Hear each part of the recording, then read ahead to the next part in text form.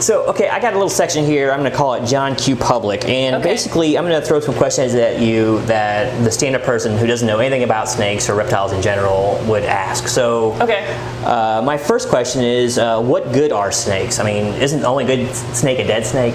Well, a lot of people are afraid of snakes, I think, or have been taught since they were young that snakes are bad or evil or something like that.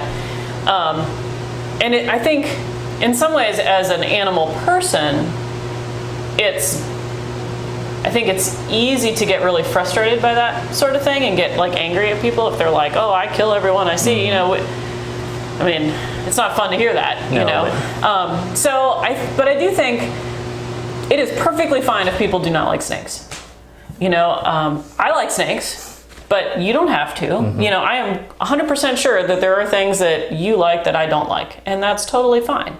So I don't expect anybody to love snakes or even like them. But what I hope people can understand is that snakes are part of the systems out there in the world that are what's making the world work. And I mean that in the broadest sense. So I've been learning a little bit about this sort of thing recently, and it turns out that the value of natural systems to the world is something like a third of the world's GDP. It's like $70 trillion or something like that, and that was like figured out a decade ago, so it's probably more now. What that means is that if we had to replicate artificially the things that the planet does for us for free, we would all be living in a tin shack because we don't have the money to pay for it.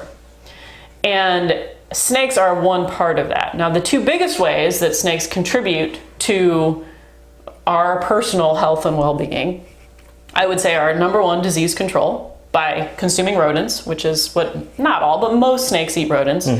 And rodents are pretty big disease vectors. We don't hear about that a lot in the US because we tend to live in these very enclosed houses, but the more rodents you have, it's just like sending your kid to kindergarten. They come back sick. Well, if you have an overpopulation of rodents because there's no predators, all the rodents are going to be spreading more diseases. And of course, the more of them there are, the more likely they are to come into your house. So that's one way, is disease control. And then the other thing, of course, is the venomous snakes that are useful for medical research purposes.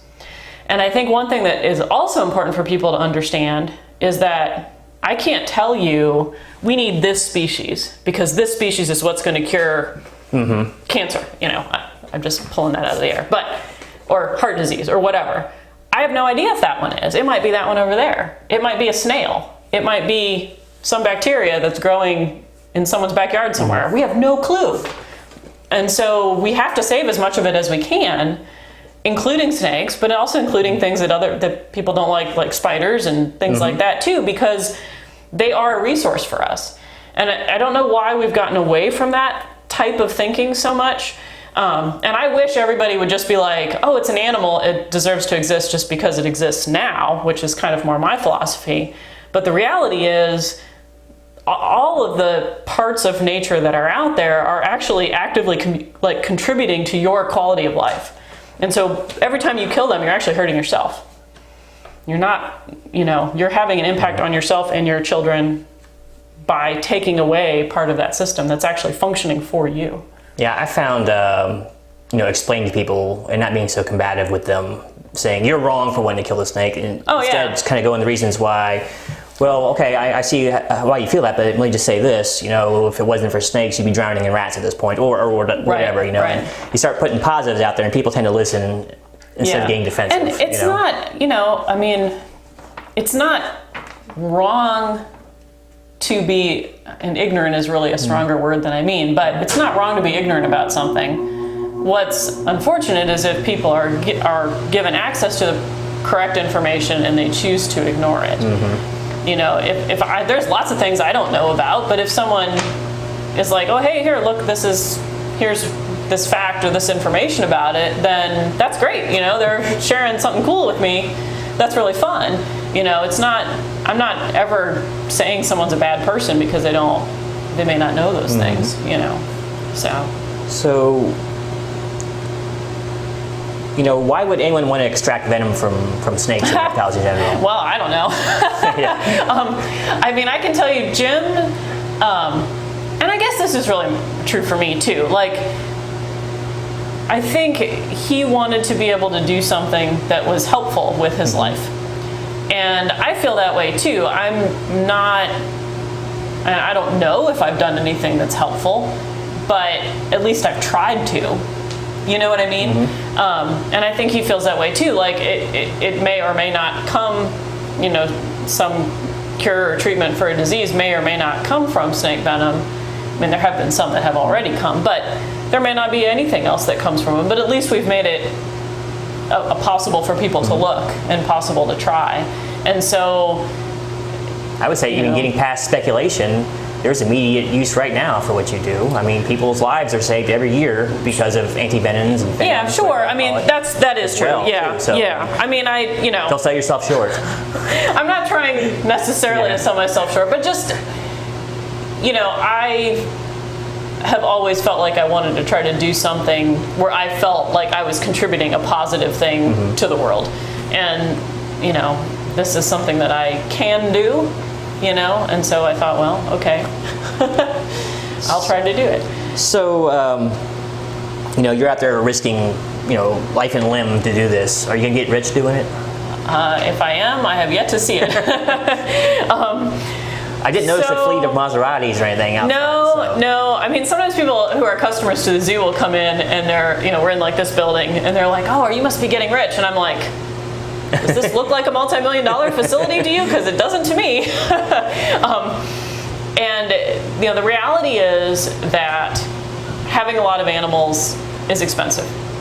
And so our overhead costs are very large because we have to have a lot of snakes.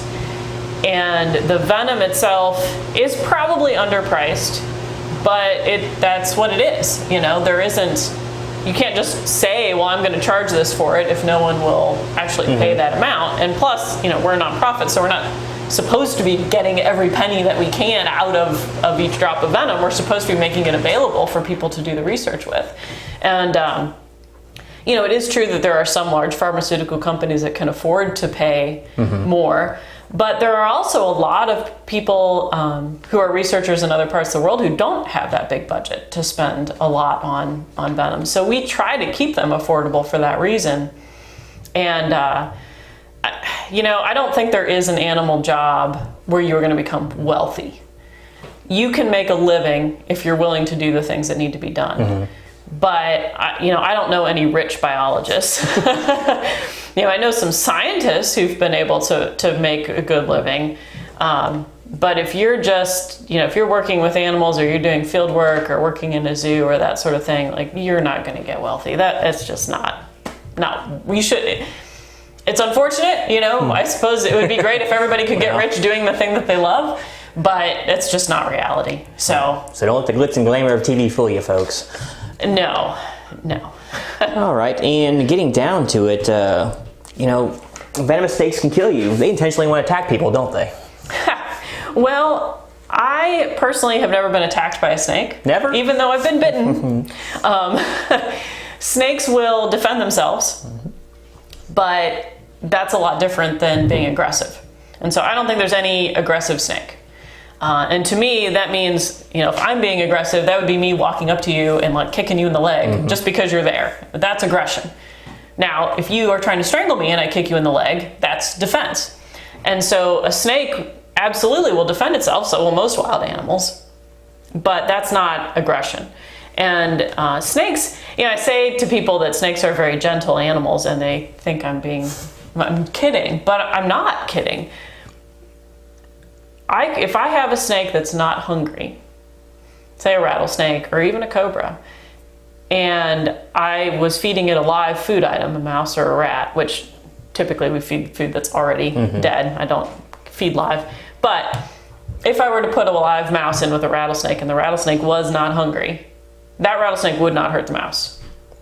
And the mouse would run around and do whatever it's going to do, and the snake would just sit there. Eventually, the mouse would get hungry. If there's nothing for the mouse to eat, it'll start eating the snake. Now, you would think a rattlesnake being chewed on would bite the mouse, and a lot of times they won't. So there's no way that animal is mean or anything like that if it won't even hurt the thing that's chewing on it. I mean, it's just mind-blowing to me that they do that, but they do. So yeah, snakes have no interest in biting anything but their food.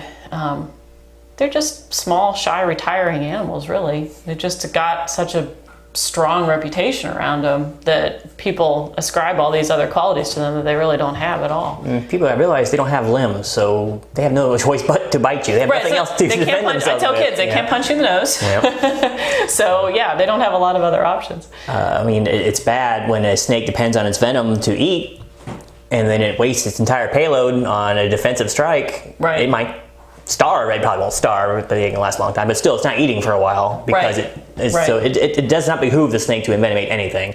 Right. It's important for the snake to have that to kill its food. And I've always thought, other than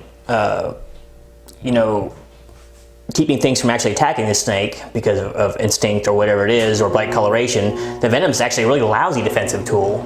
Because it allows the thing can still kill it, right? Or eat it before it succumbs to the venom. So yeah, that's a good point. It's not going to instantly kill you or even instantly have an effect on you. Yeah, that is a good point.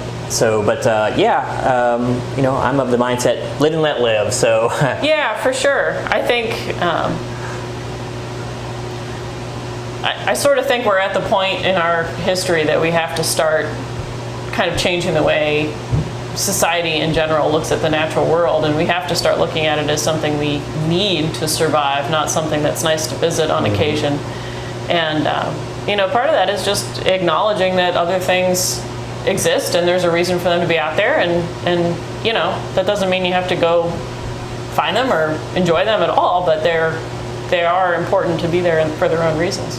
100% agree. So don't be afraid of them. Just leave them alone. That's the best thing the best advice I've ever heard from basically everyone tells me. The pros tell me that leave them alone. They can't bite you if you leave them alone. Yep.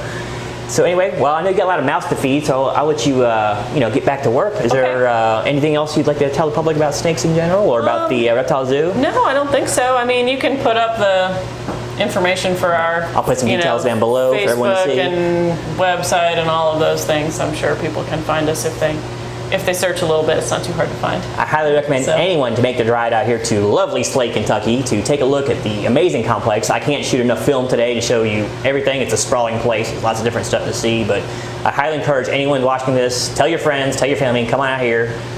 Your money's going to a good place too. You're not just paying the 6-foot rat, aka Disney, money so they can get richer. You're actually helping ecology, you're helping conservation, and maybe you come in here and learn something and get a new appreciation for these amazing creatures. So I'll let you get back to work. All right. I really appreciate it. No problem. Thanks for visiting. All right. Until next time. Okay. Take care. Thanks for watching.